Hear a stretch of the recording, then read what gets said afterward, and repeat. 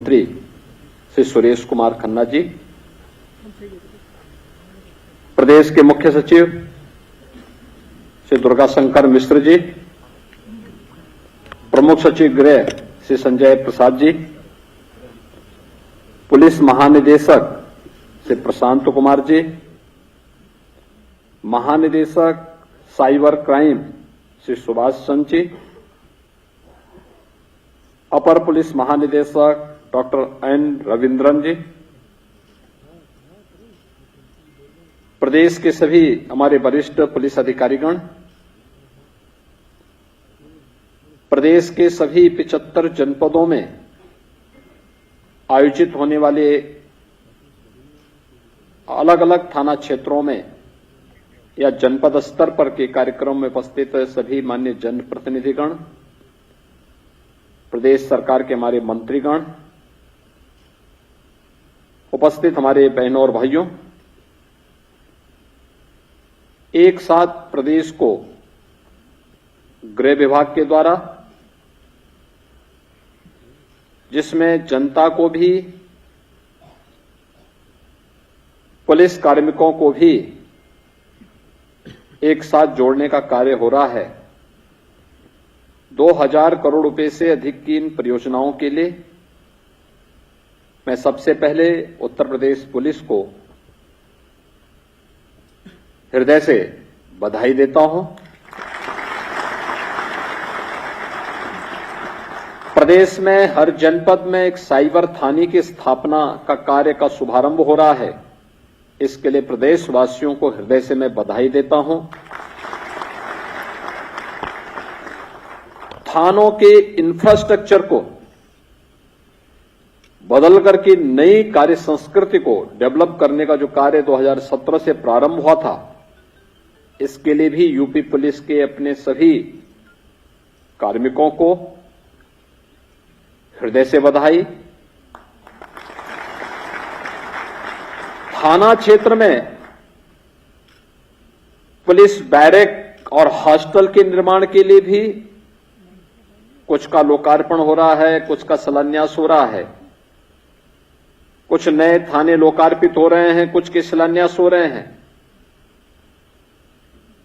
Police line के शिलान्यास का कार्यक्रम भी हो रहा है। पीएसी नई वाहिनियों के शिलान्यास के कार्यक्रम भी हो रहे हैं और स्पेशल सिक्योरिटी फोर्स एसएसएफ की नई वाहिनियों के गठन की शिलान्यास के कार्यक्रम भी हो रहे हैं।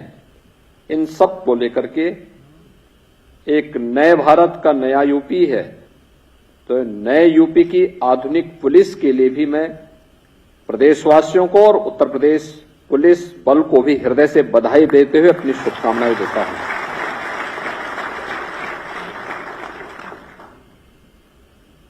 इतना सब कुछ कार्य यह प्रदेश के नए बदलाव की कहानी भी कहता है। यही प्रदेश था। आज से 7 वर्ष पहले क्या स्थिति थी? कोई आना नहीं चाहता था, कोई यूपी की तरफ देख के नहीं आता था, और यूपी के जवानों की, नौजवानों की स्थिति भी ये थी कि वह यूपी के बाहर जाकर के अपनी पहचान को छुपाने के लिए मजबूर होता था। पुलिस लाइन जनपद कब बने थे, लेकिन पुलिस लाइन आज तक नहीं गठित हो पाई। अब याद करिए, किसी व्यक्ति को खड़ा कर दो और उसकी आत्मा को निकाल दो तो क्या वह मनुष्य कहलाएगा? जैसे वो मनुष्य कहलाने का अधिकारी नहीं होगा, ऐसे ही यूपी की पुलिस को बना दिया गया था। जनपद बना दिए गए, पुलिस तैनात कर दी गई, लेकिन जो उसकी आत्मा होनी चाहिए, पुलिस की आत्मा जनपद के अंदर उसकी पुलिस लाइन में होती है। पुलिस लाइन ही गायब है, पुलिस लाइन ही नहीं बनी है। पहली बार हम लोग 4 जनपदों में पुलिस लाइन के निर्माण के कार्यक्रम को एक साथ प्रारंभ कर रहे हैं। अमेठी में प्रारंभ कर चुके हैं और हापुड़ की प्रक्रिया को भी बहुत शीघ्र हम आगे बढ़ाने की कार्रवाई को तेजी के साथ आगे बढ़ा रहे हैं। यह एक नई कार्य संस्कृति और जो पहले से बनी हुई पुलिस लाइन है, आज आप किसी भी जनपद में चले जाइए, जो हमारी मेट्रोपॉलिटन सिटी है उनको छोड़ दें तो शेष अन्य जनपदों में जो सबसे ऊंची बिल्डिंग होगी उस जनपद मुख्यालय के पास तो वह पुलिस लाइन में होगी और पुलिस लाइन में वह पुलिस के बैरक की होगी, पुलिस के हॉस्टल की होगी। इससे पहले यही लखनऊ की पुलिस लाइन में जब मैंने पुलिस बैरक को देखा था एक दिन अचानक दिन में जाकर के, उसी में पुलिस कार्मिक सोया हुआ था, टूटी हुई पलंग थी, आसमान दिखाई दे रहा था, पूरी छत टूटी हुई थी, एस्बेस्टस की सीट थी और उसी में वो लेटा हुआ था। यानी दिन भर ड्यूटी करे या रात्रि भर ड्यूटी करे और जब आए तो हॉस्टल में या बैरक में आता था तो सोने के लिए भी उसके लिए कोई व्यवस्था नहीं थी, आराम करने के लिए कोई व्यवस्था नहीं थी। ये हालात थे 2017 के पहले। और आज मैं कह सकता हूं हर जनपद की पुलिस लाइन में, हर थाने में हम लोगों ने या तो हाई राइज बिल्डिंग बनाकर के हॉस्टल उपलब्ध करा दिया है या निर्माणाधीन है, या फिर हर थाना क्षेत्र में भी हम लोगों ने पुलिस हॉस्टल और पुलिस बैरक की व्यवस्था बनाकर के अत्याधुनिक सुविधाएं उन्हें उपलब्ध करवाई है। और जवान है 8 से लेकर के 12 घंटे, कभी कभी 24 घंटे उसको ड्यूटी करनी होती है। उसकी बुनियादी सुविधाओं की, आवश्यकताओं की पूर्ति तो करनी ही पड़ेगी। और इस दृष्टि से जितना पैसा लगा, अकेले यूपी पुलिस को पिछले 6 वर्ष के अंदर हम लोगों ने 18 से 20 हजार करोड़ रुपए केवल अवस्थापना सुविधा के लिए उपलब्ध करवाए हैं। ये पैसा पुलिस लाइन के लिए, थानों के निर्माण के लिए, बैरक के लिए और हर प्रकार की सुविधा के लिए उपलब्ध हो सके, यह पैसा उपलब्ध करवाया गया, बिना किसी संकोच के उपलब्ध करवाया गया।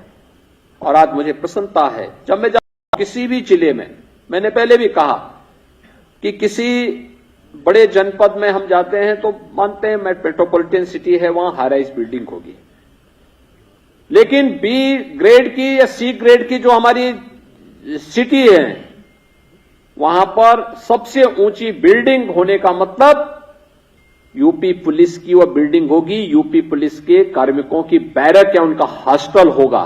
और यह व्यवस्था हम लोगों ने हर जनपद में तैयार कर दी है। अब यूपी पुलिस भी कह सकती है कि दुनिया के पास, दुनिया के प्रदेश, देश के अंदर और दुनिया के अंदर सबसे अच्छा इंफ्रास्ट्रक्चर हमारे पास है, हम सबको देने की सामर्थ्य रखते हैं। हमारे सामने चैलेंज था, एक कर्फ्यू ग्रस्त प्रदेश को, इस दंगाग्रस्त प्रदेश को, माफियाओं से पूरी तरह त्रस्त प्रदेश को, जहां पे न व्यापारी सुरक्षित थी न बेटी सुरक्षित थी, जिस प्रदेश में हर दूसरे तीसरे दिन एक दंगा होता था, महीनों महीनों तक कर्फ्यू लगा रहता था, उस प्रदेश को मैं कोई आना नहीं चाहता था। कहां से नौकरी आएगी, कहां से विकास होगा? आबादी में देश का नंबर 1 प्रदेश, लेकिन अर्थव्यवस्था में 6, 7वें नंबर पर भी हमारी गिनती नहीं होती थी। हर एक सेक्टर में पीछा, देश के अंदर, देश के विकास में ब्रेकर के रूप में वो यूपी को माना जाता था। स्थिति क्या थी? यूपी का नौजवान यूपी के बाहर जाता था और उस समय नाम सुनते ही लोग उसको वहां से बाहर कर देते थे, पहचान छुपाने के लिए मजबूर होता था। आज मैं कह सकता हूं कि यूपी का नौजवान देश के अंदर कहीं भी जाएगा, उसको पहचान छुपाने की आवश्यकता नहीं पड़ती है। जब वो कहता है कि मैं यूपी से हूं, सामने वाले बैठने के चेहरे पर भी एक चमक उठती है, दिखती है कि हां, ये यूपी का है। यूपी भारत का हृदय स्थल यूपी देश के अंदर प्रधानमंत्री मोदी जी के विजन को जमीनी धरातल पर प्रभावी ढंग से उतारने वाला राज्य और देश के अंदर सबसे अग्रणी अर्थव्यवस्था के रूप में उभरता हुआ प्रदेश, देश के अंदर सर्वाधिक पर्यटकों को अपनी ओर सुरक्षित आकर्षित करने वाला प्रदेश, देश के अंदर सबसे अधिक आर्थिक प्रगति के साथ बढ़ता हुआ प्रदेश, सबसे अधिक निवेश लाने वाला प्रदेश और सबसे अधिक निवेश को जमीनी धरातल पर उतारने वाला प्रदेश आज यूपी बन चुका है। इसमें यूपी पुलिस की बड़ी भूमिका रही। यूपी के इस परसेप्शन को सुधारने के लिए और यूपी के उस प्रदेश के परसेप्शन को सुधारने के लिए यूपी पुलिस ने बड़ी भूमिका का निर्वहन किया। सचमुच हम मानते हैं पुलिस के खिलाफ लोगों के मुंह से पहले शब्द निकलते हैं। कारण है क्योंकि जो फर्स्ट रिस्पॉन्ड होगा उसके पास शिकायतें आएंगी। शिकायत के समाधान के लिए मैकेनिज्म अच्छे बुरे दोनों हो सकते हैं, लेकिन स्वाभाविक रूप से जिसके पास व्यक्ति पहले जाएगा उससे शिकायत भी होगी। इस दौरान काफी कुछ किया गया। हम लोगों ने 1,60,000 से अधिक तो पुलिस कार्मिकों की ही भर्ती की। 1.5 लाख के आसपास पुलिस कार्मिकों को प्रमोशन भी दिया। आप याद करिए कब से प्रमोशन नहीं हो पाए थे और प्रमोशन की भी जो स्थिति पिक एंड चूज था। पसंद है तो देंगे, नहीं तो नहीं देंगे, मेरिट कहीं नहीं। ऐसे ही अन्य प्रकार के भेदभाव हुए थे। उन सब से अलग एक पूरी पारदर्शी और सुचितापूर्ण तरीके से पुलिस की भर्ती की प्रक्रिया को भी आगे बढ़ाया गया। यूपी पहला राज्य है जिसने इतने पुलिस कार्मिकों की भर्ती की। वे सभी आज कार्य कर रहे हैं, फील्ड में आकर अपनी सेवाएं दे रहे हैं। हर एक स्तर पर की गई पुलिस की भर्ती के साथ ही यह व्यवस्था भी की गई, हर जनपद से उत्तर प्रदेश के जवान उत्तर प्रदेश पुलिस में भर्ती हुए और भर्ती की इस प्रक्रिया को हम लोगों ने समयबद्ध तरीके से आगे बढ़ाने के साथ साथ इसकी ट्रेनिंग की क्षमता को भी हम लोगों ने 3 गुना किया। 1947 से पहले यानी यूपी पुलिस के गठन के पहले से लेकर के 2017 तक जितनी हमारी क्षमता थी, आज हमारे पास उससे 3 गुना क्षमता है पुलिस ट्रेनिंग की। और कुछ ही समय के अंदर हर जनपद में, हर पीएसी वाहिनी के अंदर हम लोग ट्रेनिंग की एक अतिरिक्त क्षमता विकसित करेंगे। तब यूपी अपने लिए ही नहीं बल्कि देश के अंदर की अन्य राज्यों के लिए भी और पैरामिलिट्री के लिए भी ट्रेनिंग की क्षमता अपने पास तैयार करके रखेगा कि अगर किसी को ट्रेनिंग लेनी है हमारे इंफ्रास्ट्रक्चर का उपयोग करिए। ये सभी कार्य हम लोगों ने प्रदेश के अंदर किए। बहुत सारी चीजें हुई। पीएससी की 54 कंपनियां समाप्त कर दी गई थी, उनके पुनर्गठन की कार्रवाई को पूरा किया। पुलिस के अंदर एसडीआरएफ, यूपी के अंदर एसडीआरएफ की गठन किया। जोनल और रेंज स्तर पर वहां पर फॉरेंसिक लैब की स्थापना की। यूपी के अंदर अपना फॉरेंसिक इंस्टीट्यूट की भी स्थापना की जो गत वर्ष से ही कार्य करना प्रारंभ कर चुका है।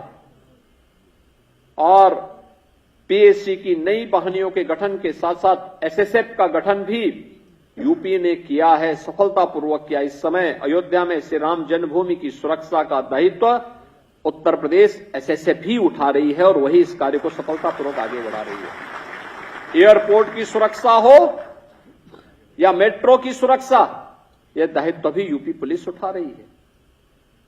ये सभी कार्य करने के साथ समय की चुनौती को हमेशा ध्यान में रखते हुए हम लोग कार्य कर रहे हैं और आज इसी में यूपी संभवतः देश का पहला राज्य होगा आज के बाद जिसके पास अपने सभी 75 जनपदों में अपने साइबर थाने होंगे और यूपी के सभी 75 जनपदों के 75 साइबर थानों का शुभारंभ, जिनमें 18 को हम पहले प्रारंभ कर चुके थे, शेष 57 का शुभारंभ किया जा रहा है।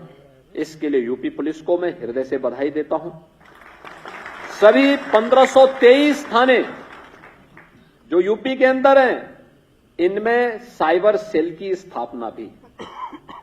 अब कोई व्यक्ति साइबर क्राइम की चपेट में आएगा तो उसको कमिश्नरी मुख्यालय, रेंज मुख्यालय पे नहीं जाना पड़ेगा, कमिश्नरी मुख्यालय पे नहीं जाना पड़ेगा, बल्कि जहां पर जिस थाने में जाएगा वहां पर साइबर सेल होगी, उसकी विवेचना के लिए साइबर थाना होगा। ये सभी कार्य हर व्यक्ति को उसके गंतव्य में ही ये सुविधा उपलब्ध हो जाएगी और जहां भी उसका नजदीक का केंद्र होगा, स्टेशन होगा, वहीं पे सुविधा उन्हें उपलब्ध करवाने का कार्य हम लोग कर देंगे। यह एक बड़ी उपलब्धि है और इस बड़ी उपलब्धि के लिए मैं उत्तर प्रदेश पुलिस को हृदय से बधाई देता हूं, अपनी शुभकामनाएं देता हूं। इसके अलावा पुलिस के अंदर बहुत सारे अन्य कार्य हो रहे हैं, जिनमें 21 पुलिस थाना, 2 पुलिस लाइन, 2 पीएसी महानी, 2 यूपी एसएसएफ और 33 थानों पर मेडिकल कक्ष के निर्माण के शिलान्यास का कार्यक्रम भी आज प्रारंभ हो रहा है। आप सोचिए, यानी पुलिस लाइन, पुलिस जनपद का गठन पता नहीं कब हो गया, लेकिन अब शिलान्यास हम कर रहे हैं। शिलान्यास आज हो रहा है। यूपी पीएससी पहले की सरकारें समाप्त कर रही, दंगा कैसे समाप्त होता जब दंगाइयों को ये लोग अपने गले का हार बनाएंगे। आज क्योंकि दंगों के लिए काल है यूपी पुलिस, दंगाइयों का काल है, यानी कह सकते हैं कि उनके लिए यमराज बनकर के टूट पड़ती है यूपी पीएससी, और उसको ही ये लोग समाप्त कर देते थे, यानी पीएससी को ही समाप्त कर दिया। 54 कंपनियां समाप्त की गई। मुझे प्रसन्नता है आज उन्हें यूपी के अंदर फिर से गठन करने के साथ साथ नई वाहिनियों का गठन का कार्य भी संपन्न हो रहा है। पीएससी नई वाहिनियां गठित होंगी। स्पेशल सिक्योरिटी फोर्स का भी हम गठन करने जा रहे हैं और उसके भी शिलान्यास का कार्य हो रहा है। साथ साथ पुलिस थानों में मेडिकल कक्ष के निर्माण की कार्रवाई को भी हम लोगों ने आगे बढ़ाया है। इसके साथ ही 3 थाना के प्रशासनिक भवन का, 6 थानों का आवासीय भवन का, 3 पुलिस चौकी के प्रशासनिक भवन का, 56 पुलिस थानों पर हॉस्टल और बैरक के विवेचना कक्ष का, 6 पुलिस लाइन में पुरुष हॉस्टल का, 5 एटीएस फील्ड यूनिट कार्यालय और 7 अन्य जिसमें एसटीएफ के भी हैं और अन्य हैं, इनकी अवस्थापना जो सुविधाएं वहां विकसित की गई हैं, इनके इंफ्रास्ट्रक्चर का भी आज लोकार्पण का कार्यक्रम यहां पे संपन्न हो रहा है।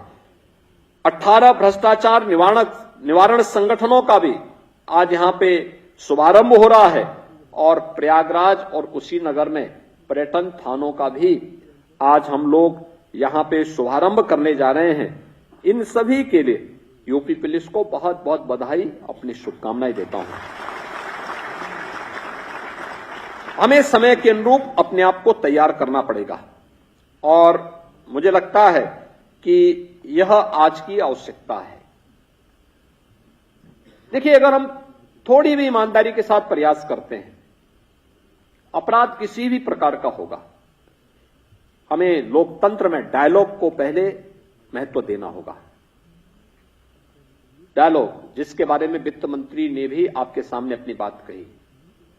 अगर हम संवाद का उपयोग कर रहे हैं तो कॉमन मैन से जुड़ी हुई समस्या का समाधान हो जाता है। ये जो साइबर थाने बनाए जा रहे हैं, ये कॉमन मैन को यही सुविधा उपलब्ध कराने के लिए, जिस भी थाने में जाएंगे वहां साइबर हेल्प डेस्क उनकी मदद के लिए तैयार होगा। जैसे महिलाओं के लिए हम लोगों ने पिंक बूथ बनाए हैं, हर थाने में एक महिला कक्ष भी आरक्षित किया है। जो महिला जाएगी उसकी समस्या का समाधान उसी थाने में होगा, महिला पुलिस कार्मिक वहां मौजूद होगी। जैसे महिला बीट पुलिस अधिकारी की तैनाती हर बीट स्तर पर महिलाओं के साथ संवाद बनाने के लिए किया गया है, ऐसी कॉमन मैन की समस्या के समाधान करने के लिए भी एक डायलॉग को हमें आगे बढ़ाना पड़ेगा। लोकतंत्र की सबसे बड़ी ताकत है और इस डायलॉग के माध्यम से हम बड़ी से बड़ी समस्या का समाधान कर सकते हैं और उस डायलॉग को आगे बढ़ाने की दिशा में एक नया प्रयास हमारा प्रारंभ होना ही चाहिए। हम सभ्य समाज में रहते हैं, हमारी जीरो टॉलरेंस समाज विरोधी, राष्ट्र विरोधी तत्वों के लिए, पेशेवर माफिया और अपराधियों के प्रति होनी चाहिए। कॉमन मैन के लिए हमें उतना ही संवेदनशील और त्वरित न्याय देने के लिए अपने आप को तैयार करना होगा। और इस दिशा में जो प्रयास हुए हैं उसी का परिणाम है। आज प्रदेश के अंदर प्रदेश की एक नई छवि बनी है। इस नई छवि का परिणाम क्या है? जिस यूपी में पहले निवेश नहीं आता था, आज जिसको कहते हैं ना कि छप्पड़ फाड़ करके यहां पर मां लक्ष्मी का आशीर्वाद बरस रहा है। 40 लाख करोड़ रुपए के निवेश के प्रस्ताव यूपी में आए, 40 लाख करोड़, जिसमें से अभी 10 लाख 24 हजार करोड़ का हमने प्रधानमंत्री जी से शिलान्यास कराया एक ही दिन में। आप सोचिए, 10 लाख 24 हजार करोड़ रुपए के निवेश के प्रस्ताव जमीनी धरातल पर उतरे हैं। इससे 35 लाख नौजवानों को सीधे सीधे नौकरी मिलेगी। याद करिए, पहले नौकरी मिलती नहीं थी, भाई भतीजेवाद की भेड़ चढ़ जाती थी, और अब नौकरी इतनी आएंगी कि यूपी के नौजवान ही नहीं बल्कि देश का नौजवान आकर के नौकरी प्राप्त करेगा और उत्तर प्रदेश के विकास में अपना योगदान देगा। पहले यूपी में कोई भय के मारे नहीं आता था। गत वर्ष अकेले यूपी में 33 करोड़ टूरिस्ट आया था, और इस बारे बढ़ करके जिस प्रकार की स्थिति है, मैं एक महीने का देख रहा था, ये अकेले अयोध्या धाम में एक महीने में 65 लाख श्रद्धालुओं ने वहां दर्शन किया। 65 लाख श्रद्धालुओं ने। ये चीजें क्या दिखाती हैं? जब हम अवसर दे, 65 लाख केवल श्रद्धालु नहीं है। वहां पे आ रहा था कि मंदिर में इतना चढ़ावा हुआ है। मंदिर में ठीक है 25 करोड़ का चढ़ावा आया है, और ये केवल एक अभी राम जन्मभूमि की हम बात कर रहे हैं। हनुमानगढ़ी का अलग है, कनक भवन का अलग है, अलग अलग आश्रमों का अलग होगा। लेकिन इससे भी ज्यादा वहां बिजनेस बढ़ा है। आप जिस भी व्यापारी से वहां पूछेंगे, किसी का 25 गुना, किसी का 50 गुना, किसी का 60 गुना, किसी का 100 गुना बिजनेस बढ़ा है। होटल, रेस्टोरेंट, टैक्सी, छोटे व्यापारी, अन्य तमाम प्रकार की सुविधाएं वहां विकसित हुई हैं। इसमें भी हजारों लोगों को नए रोजगार मिले हैं, नए अवसर मिले हैं। मुझे याद है जब अयोध्या में इंफ्रास्ट्रक्चर के लिए हम जमीन ले रहे थे, विरोध शुरू हुआ था, राजनीति शुरू हुई थी, और आज जहां जमीन लेके हमने 4 लेन बना ली है, फुटपाथ भी दे दिया है। आज वहां पे जो लोग और पहले विरोध करते, अब कहते हैं साहब हम भी अपनी और लैंड देना चाहते थे, और भी लैंड ले लीजिए, हम देंगे। ये तो विकास का अच्छा दिख रहा है। चेंज, विश्वास, ये विश्वास है जिस विश्वास के बल पर हम लोगों ने अयोध्या को संवारा है, सजाया है, और इसमें भी प्रधानमंत्री जी की सोच थी, उनका विजन था, इसको जमीनी धरातल पर उतारा है। आज परिणाम हमारे सामने है। अयोध्या एक नई अयोध्या के रूप में है। सम्मान यूपी का बढ़ता है, देश भर का आएगा, यूपी में आएगा तो स्वाभाविक रूप से सिटी अयोध्या की होगी, लेकिन सम्मान तो पूरे यूपी का बढ़ रहा है। जो आ रहा है खुश होके जा रहा है कि साहब हमने दर्शन कर लिए, सुरक्षित दर्शन कर लिए। पुलिस का व्यवहार बहुत अच्छा है, पुलिस का व्यवहार अच्छा। भाई वही बात आप किसी व्यक्ति से कहते हैं, अगर गाली गलौज के साथ कहेंगे मैसेज खराब करेगा, लेकिन वही बात प्यार से आपने उसको बता दिया कि भैया इस रास्ते से चलो, ऐसे जाना है, ऐसे करना है। प्यार से भी अगर आप बोलेंगे तो यूनिफॉर्म में रह करके प्यार से अगर आपने उससे बात कर ली तो वह और भी प्रभावित होगा। अपराधी के प्रति आपका व्यवहार दूसरा हो सकता है, लेकिन एक कॉमन मैन के प्रति, एक श्रद्धालु के प्रति, बाहर से आने वाले व्यक्ति के प्रति तो अतिथि देवो भव के साथ होना ही चाहिए। और यह यूपी पुलिस ने बकायदा इसका पहले भी इस प्रकार का मैं देखता था। जब 2019 में, जनवरी 19 में प्रवासी भारतीय दिवस वाराणसी में हुआ था, तभी यूपी पुलिस के व्यवहार से हर व्यक्ति अभिभूत था। यानी उस समय लगभग 72-74 देशों से लोग आए थे वाराणसी में। उन प्रवासी भारतीयों से जब मैं बात करता था, मैंने पूछा भाई काशी में आपको कुछ परिवर्तन दिखा? एक प्रवासी भारतीय आया मेरे पास, उसने कहा साहब बाकी तो यहां पे प्रधानमंत्री जी का क्षेत्र है तो परिवर्तन तो दिखना ही है, सड़कें चौड़ी हो गई हैं। काशी विश्वनाथ धाम में भी अच्छा कार्य प्रारंभ हो गया है। उस समय काशी विश्वनाथ धाम बना नहीं था। गंगा जी भी पहले से साफ सुथरी दिखाई दे रही है, सिटी भी साफ सुथरी दिखाई दे रही है। लेकिन खैर, प्रधानमंत्री जी का क्षेत्र है, सब चीजें तो दिखनी ही है। एक चीज जरूर चेंज मुझे देखने को मिला। मैंने कहा क्या? कहा साहब, पहले हम आते थे, पुलिस का व्यवहार बहुत रफ होता था, बहुत खराब होता था। इस बार तो हम देख रहे हैं कि जैसे ये पुलिस का आयोजन हो और पुलिस हमारा हमें अतिथि के रूप में आमंत्रित करके, अतिथि देवो भव का उदाहरण पुलिस के व्यवहार से हमें देखने को मिला है। ये चेंज और यही परिवर्तन मुझे प्रयागराज कुंभ 19 में भी देखने को मिला था। पुलिस का व्यवहार कॉमन मैन के प्रति, श्रद्धालु के प्रति बहुत ही सौहार्दपूर्ण और बहुत ही अच्छा था। कितना अच्छा मैसेज, 24 करोड़ श्रद्धालु पूरे देश भर का आया था, बहुत अच्छा मैसेज लेके गया था। ऐसे ही हमें आगे भी तैयार करना पड़ेगा अपने आप को, इसी प्रकार से तैयार करना पड़ेगा। अभी अयोध्या में भी जो लोग जा रहे हैं इस बात को कहते हैं, पुलिस का व्यवहार, पहले दिन अचानक भीड़ हो गई। एसएसएफ ने और यूपी पुलिस ने उस दौरान मोर्चा संभाला था। मैंने डीजीपी को भी और प्रमुख सचिव गृह को भी भेजा था, अपने सीनियर पुलिस अधिकारियों को भी वहां भेजा था। मैंने कहा भी जाके देखो थोड़ा क्या है। ये लोग गए और व्यवस्था को इतना अच्छा बना दिया। कोई भी आता है, दर्शन करके आता है, खुश होके जाता है। बहुत अच्छा हो गया, बहुत अच्छा दर्शन कर लिया हम लोग। यानी उसके सेंटिमेंट का हम सम्मान करके थोड़ा भी आगे बढ़ा दे रहे हैं। वो व्यक्ति कितना विभूत होके जाता है, देश के अंदर कहीं से भी आता है, 10 जगह जय जयकार करके जाता है कि साहब देखिए बहुत अच्छा हो गया है। आज उस दिशा में ऐसे ही कॉमन मैन के साथ हमारा व्यवहार, थानों में, चौकियों में, सड़क पर चलते हुए किसी बेटी से, किसी व्यापारी के साथ हमारा व्यवहार ऐसे अगर होता है तो एक तरफ आपको संबल मिलेगा, दूसरी तरफ इस ताकत से आपको समाज विरोधी और राष्ट्र विरोधी तत्वों के खिलाफ लड़ने के लिए भी एक शक्ति प्राप्त होगी। और उस शक्ति के बल पर उत्तर प्रदेश को देश के अग्रणी राज्य के रूप में स्थापित करने में अपना योगदान दे पाएंगे। मैं आज के इस इंफ्रास्ट्रक्चर के लिए यूपी पुलिस को हृदय से बधाई देता हूं। इसमें पुलिस की अवस्थापना के साथ साथ साइबर थानों का गठन एक नई क्रांतिकारी परिवर्तन का द्योतक होगा।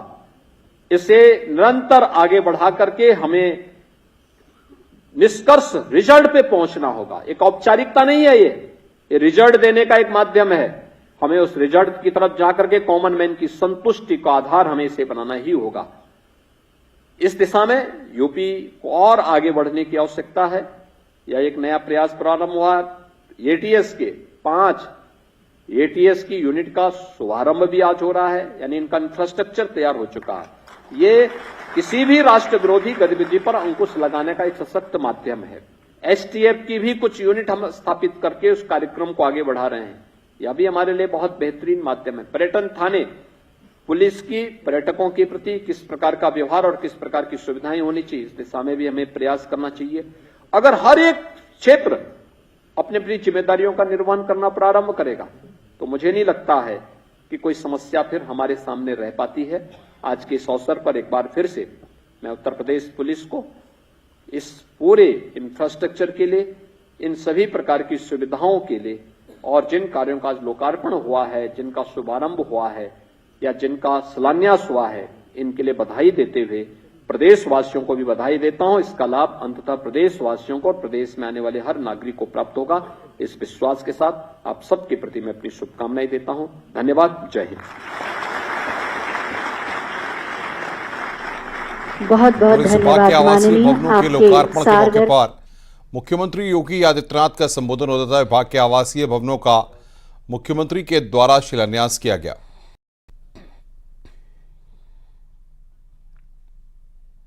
ये तस्वीर इस वक्त हम आपको दिखा रहे हैं उत्तर प्रदेश के मुख्यमंत्री योगी आदित्यनाथ की, जो मंच पर बैठे हुए हैं।